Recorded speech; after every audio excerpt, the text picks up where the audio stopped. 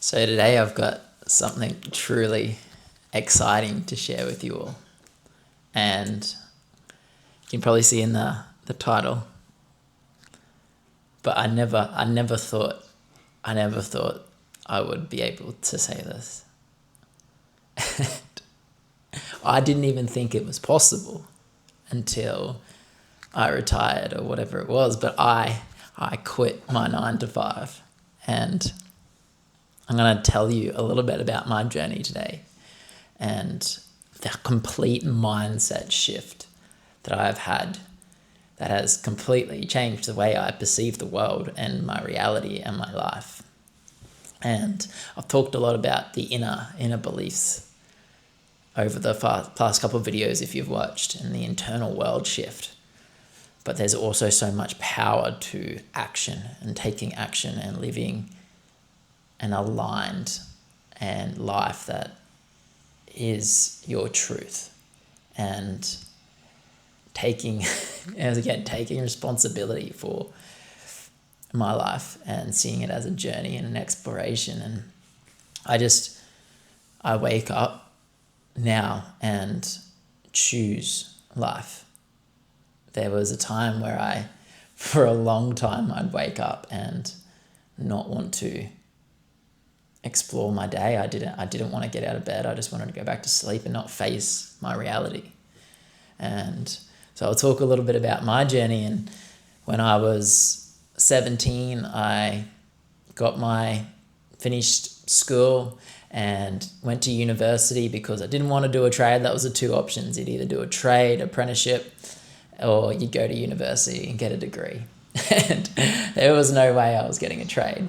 So I went to university. I didn't know what I wanted to do. I ended up becoming a teacher because I had some amazing teachers in high school, and I saw the impact that they had on me, and I wanted to make an impact in this world. That's all I knew, is that I felt like I wanted to help people.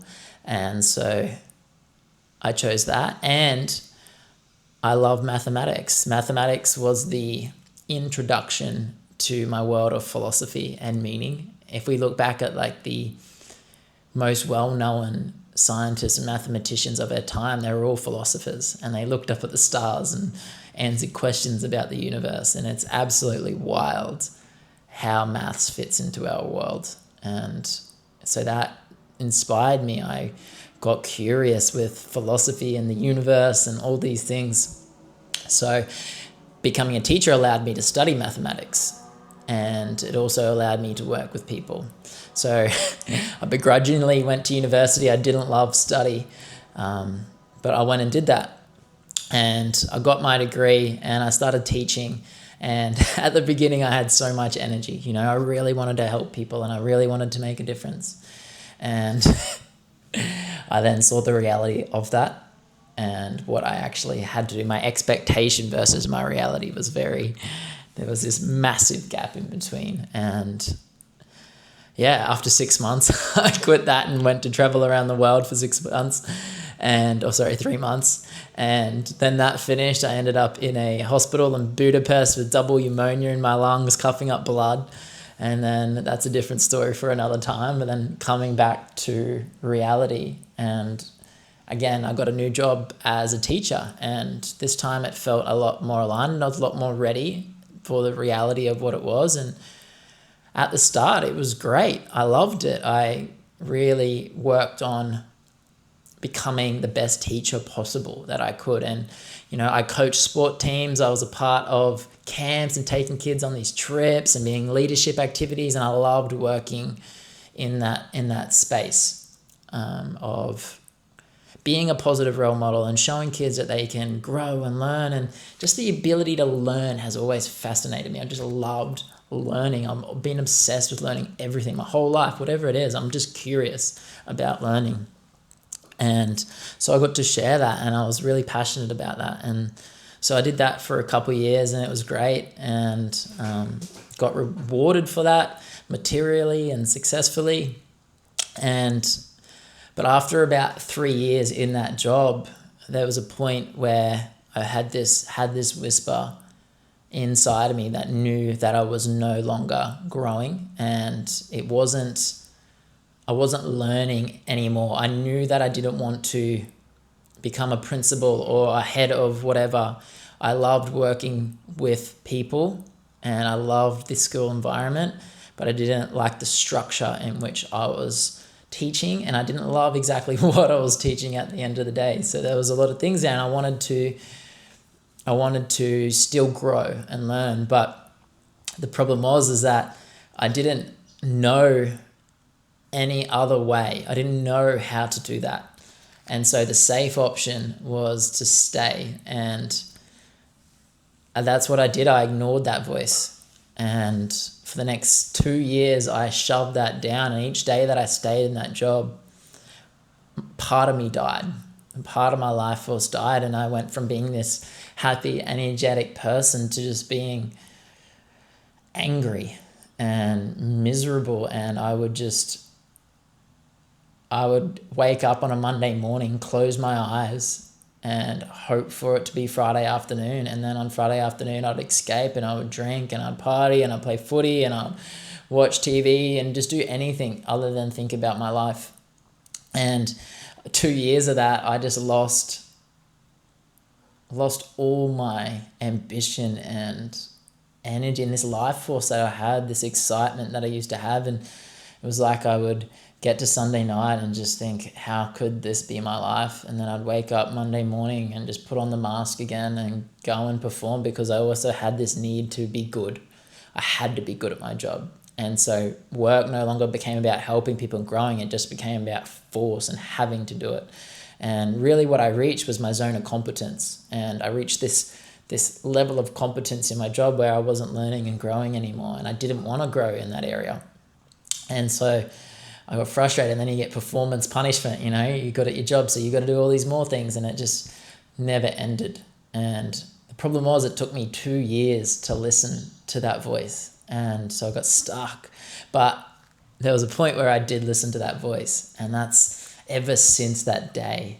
So I was a teacher for 5 years, and then in that 6th year, I decided to follow what was exciting me, and that was working with kids one-on-one in the pastoral space, which is that social, emotional, that how can I help people to grow and live a life that is purposeful and meaningful and be healthy, like mentally and physically. That question really started to lit me up, because I was looking at that in my own life, and I loved the spiritual lens, and I learned about every single therapy and every different spirituality and every modality, and I tried all of them, and I was so passionate about it.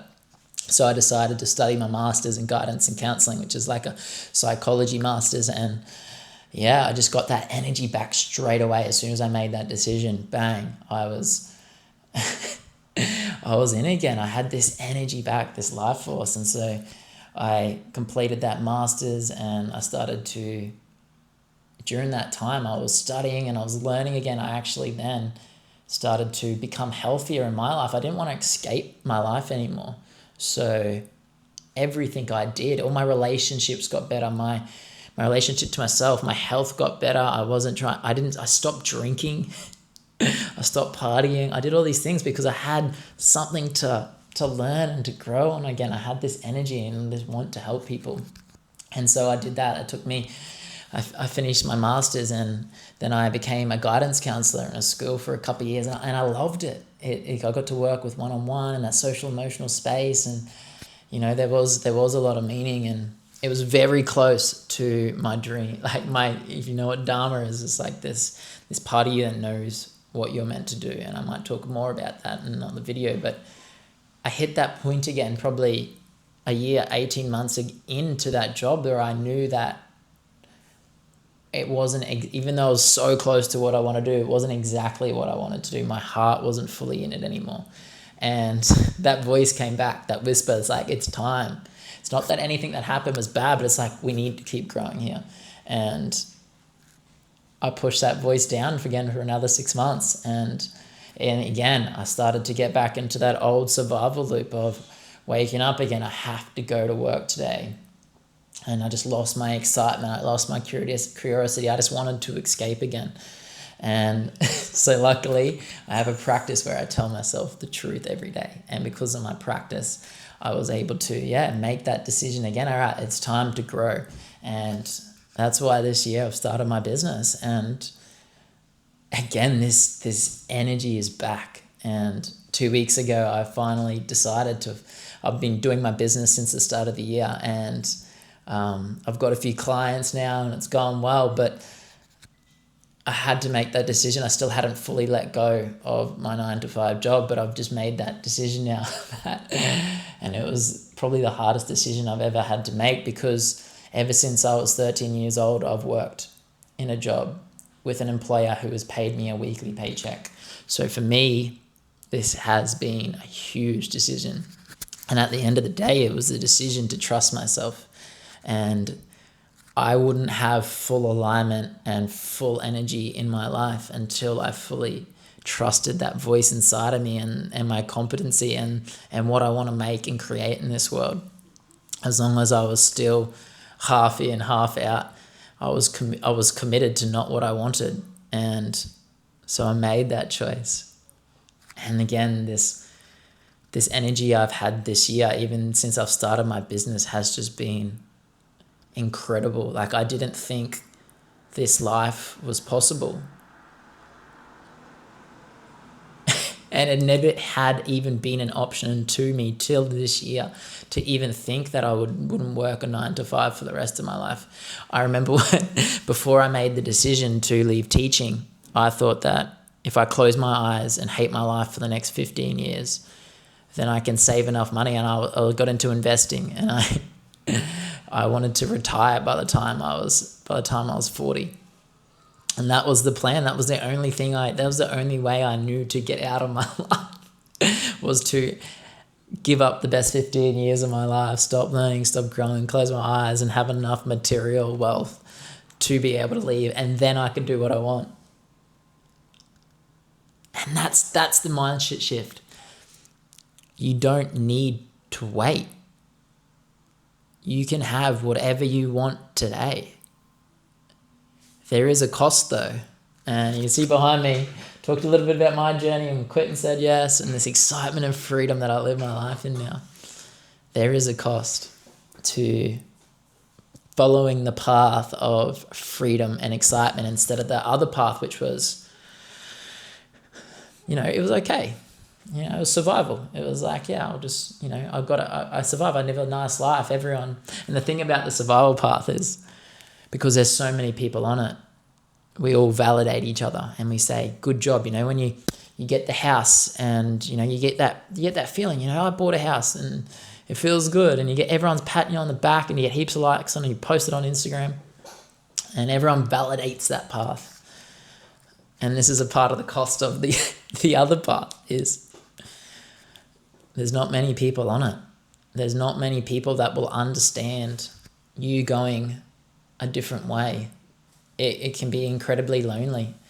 It will test your relationships because you're going to change. You're going to become you. You're going to listen to your truth and your voice, and you're going to go on this path. And the true cost of that is uncertainty.